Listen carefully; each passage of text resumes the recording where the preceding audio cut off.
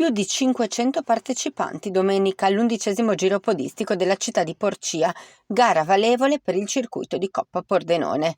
Sarà stata la giornata quasi estiva, sarà stato il percorso particolarmente suggestivo, saranno state le attività che fanno da cornice a ogni tappa della Coppa Pordenone. Fatto sta che per la Libertas Porcia, società organizzatrice, è stato un gran successo, così come lo è stato per i partecipanti entusiasti di correre all'ombra della torre dell'orologio e a poca distanza dal tulipifero, l'albero che con i suoi 34 metri di altezza è uno dei simboli della cittadina. Ai nostri microfoni, una delle organizzatrici, Michela Bidoli, della Libertas Porcia. La Purlilium, dal punto di vista della società, è stato un successo. La partecipazione è stata assolutamente soddisfacente. Abbiamo contato 319 giunti al traguardo fra i master e all'incirca 150 partecipanti tra le giovanili.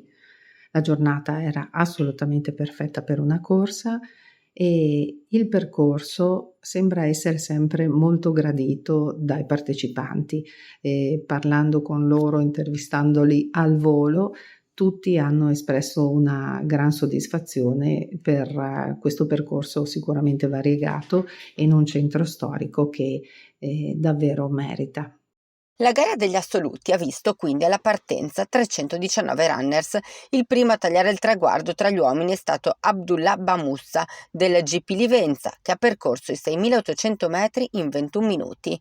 La più veloce tra le donne è stata la giovane Elisa Rovere con 24 minuti e 39 secondi dell'atletica Brugnera Friuli Intagli, che ha festeggiato assieme alla mamma Rosella Galliussi, vincitrice nella categoria SF60. La giornata di Porcia ha coinvolto anche il settore giovanile con 88 esordienti, 45 ragazzi, 37 cadetti e 17 allievi e ha funzionato grazie al contributo di tutte le associazioni del territorio, dalla parrocchia ai sodalizi del sociale, che hanno coinvolto al momento delle premiazioni anche alcuni ragazzi diversamente abili, dando un grande segnale di inclusione. Soddisfatti i presenti anche per la proposta parallela alla corsa che ha portato molte persone a scoprire il castello di Porcia e le realtà enologiche collegate.